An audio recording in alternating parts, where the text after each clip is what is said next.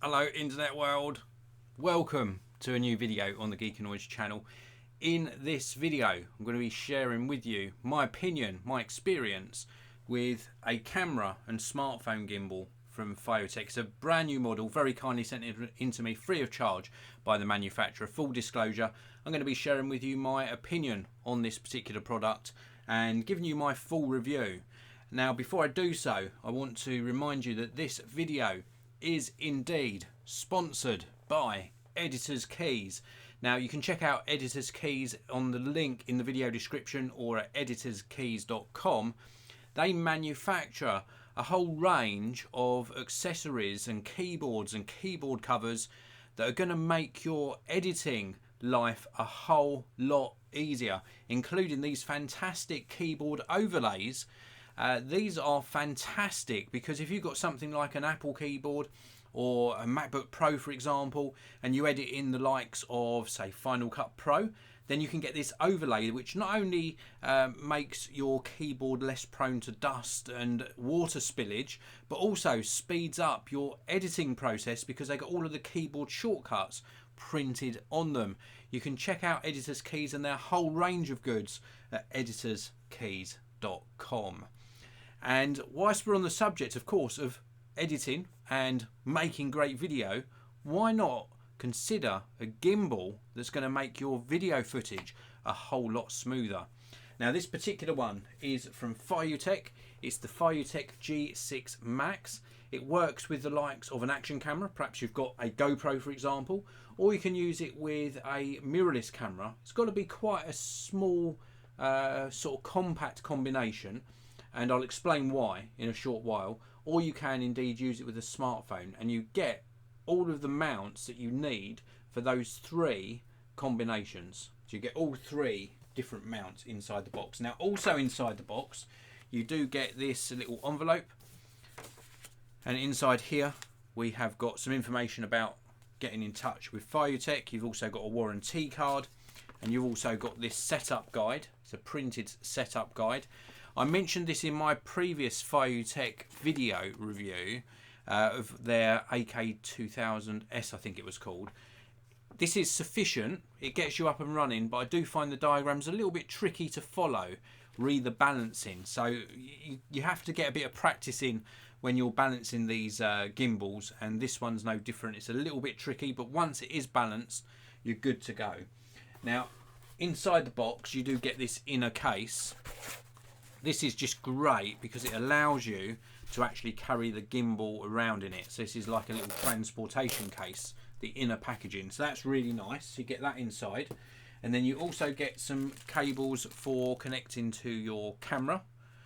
For example, we've got one here, a DC 2.5 volt and a Type C to multi connector for various cameras. You also get a GoPro mount. It's like a tripod threaded mount for a GoPro or action camera. You also get a USB-A to USB-C charging cable. And then you also get this mount and a smartphone grip. The mount, like the sort of almost quick release plate, attaches to the bottom of either the GoPro adapter or the smartphone mount, which I've got on it at the moment, or indeed it attaches to the bottom of your actual mirrorless camera. Now this is a Nikon Z6. With my lens on here, the 24-70, it was too heavy for the gimbal to handle. So what I would say is if you are planning on using this with a mirrorless camera, it's going to have to be with a smaller lens. Maybe one of the kit lenses would be sufficient, or a pancake lens or a small prime. One of those 16-50 compact zooms, for example. And it should work with most lighter mirrorless cameras. If you need something that's going to handle a bigger camera like this, then check out my AK2000 video that I did recently, because that does handle larger lenses. Before I move on to show the gimbal in action, let's say a big hello to Raymond Moore. Good morning to you, Raymond. Thanks for tuning in live. Now this is a live broadcast. You can use the live chat. If you're watching after, then you can use the regular comment section below. And if you're not already subscribed, please do subscribe, because I publish a new tech video pretty much every single day. So on with the review of the G6 Max. This is what the gimbal looks like. I think it's a very, very nice design. At the moment, I've got the additional sort of tripod type feet on it. That's so I can just put it down on the desk nicely. You can use this, of course, to set up a time lapse. You've got various options inside the menu system. Now, I'm not going to show you all of the menu system, but I will show you just a little bit of it now. You can see here, if it focuses for me, you can see here you've got the option of inception mode, portrait mode, or time lapse, and you've got a little 4-way sort of rocker, and you can go through the menu options and then you select them with a button. This isn't a button as well. I wish this was a button that I could push in, but it's not. It's just like a joystick. A couple of other action buttons here. You've also got a control here, which I'll show you in action very shortly. And all around the gimbal, you have got, if I just turn this round carefully, you have got various lock switches here. You've got one here, you've got one up here, to lock the gimbal down. So you can actually lock it for transportation. So let me just sit back down. I'm going to use this, you know, the 4-way sort of little tiny joystick I showed you a short while ago. You can use this. Let me just double tap the trigger just to get this to recenter. Now I can triple tap that trigger and it turns all the way round to show me in the camera, so sort of a selfie mode, and I can double tap to go back round. And then that little joystick I showed you, you can use that joystick to go up and down. It seems to have gone a mind of its own at the moment. There we go. Oh no, it's gone into inception mode at the moment, so I can actually hold it like this and do this sort of inception mode. That's not what I actually selected, funnily enough. So let's just cancel out of that. How are we going to cancel out of that? Oh dear, there we go. Let's go back into that mode. I didn't select that, but alas, it selected it. So we can go. Oh, it's done it again. That's very strange. Oh, here we go. So now I can actually control whether it's going left or right. Let's go down into portrait and use the joystick in portrait mode. Hold the handle horizontally, it says. I'm going to hold it like this, and I can actually turn this round into portrait mode. So good for if you're doing social media posts. And then if I double tap, oh no, I've got to tap this button here. It should go back round into normal mode. It doesn't want to do what I want it to do at the moment. So let's turn off and on. This is a good demonstration, isn't it? So now it's off, and now we turn it back on. Nice little display. At least I can tell what it's doing with the display. There we go. We're back into normal sort of mode. Let's demonstrate the joystick. So with the joystick, I can turn it manually like this, left and right. I can also go up and down. So, and if I want to recenter it, I can just double tap, and that recenters it. And then I can also use this control here for obviously panning up and down as well. So this does a very smooth pan. You can go all the way up. And if at any stage I want to come back to the position it was in, I just double tap and then it recenters it. And then the idea behind this is that I can move this around. I can be running, walking, following somebody, panning up, panning down, and this is going to smooth out everything. I can feel the motors working. In fact, with the previous gimbal, the larger AK2000, I think it was the model AK2000S, I couldn't feel the motors running. So in this one, and this is where I'm always fair to you, I can feel the motors working. There's a little bit of, not a judder as such, but I can just feel them working, trying to balance out these movements.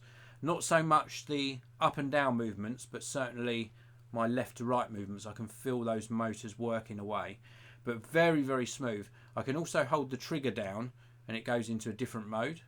And then as I showed you earlier, I can triple tap and it will turn around into selfie mode. So all these different, double tap to go back round, all these different modes. There's also connections on here. There's like, I think that's the USB connection there for that multi out connector. There's also a charging port just under here on this little flap. And then of course you've got the little tiny screen that I showed you. So you've got this sort of menu system that you can go around to make various settings. Or change various settings. It's really very, very good though. Really impressed with this. A lot lighter, a lot more compact than the previous gimbal that I reviewed for you, and very well built. The only thing I would say that room for improvement is the improvement in the instructions. Also, not sure why I can feel this sort of motor working so much. It's still very smooth. The video footage it produces is extremely smooth, but I can certainly feel that working more. It wouldn't handle much heavier weights than a small mirrorless camera with a compact sort of kit lens or zoom lens on there. It's got to be a compact one, but very, very nice indeed. USB-C, by the way, underneath that flap for charging. Overall, I'm really impressed. It is really nicely built, and I think FeiyuTech have got a great range of gimbals, and if you want to improve your video footage, then I can certainly recommend something like this.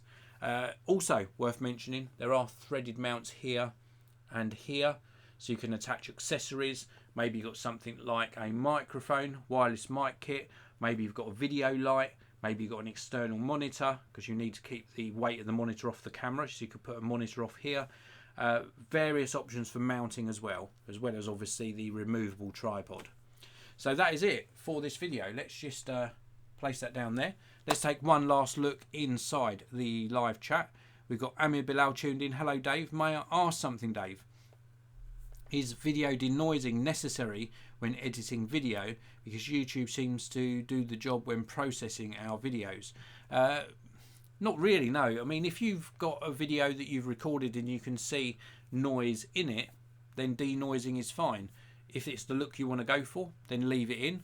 YouTube, as you upload and it processes the video, does things to the video as well, as you've noticed.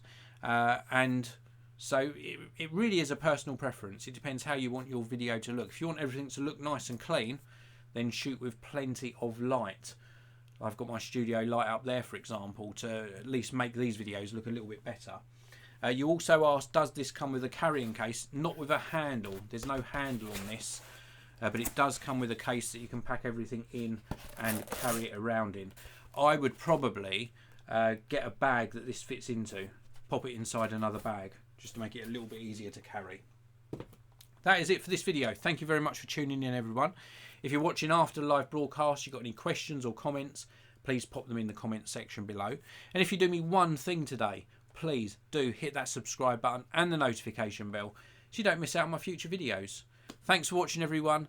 Please do check out the links as well. One thing I forgot, there's links down below, both to the FeiyuTech website and also to where you can actually buy this for yourself. Thanks for watching. I'll see you in another video very, very soon.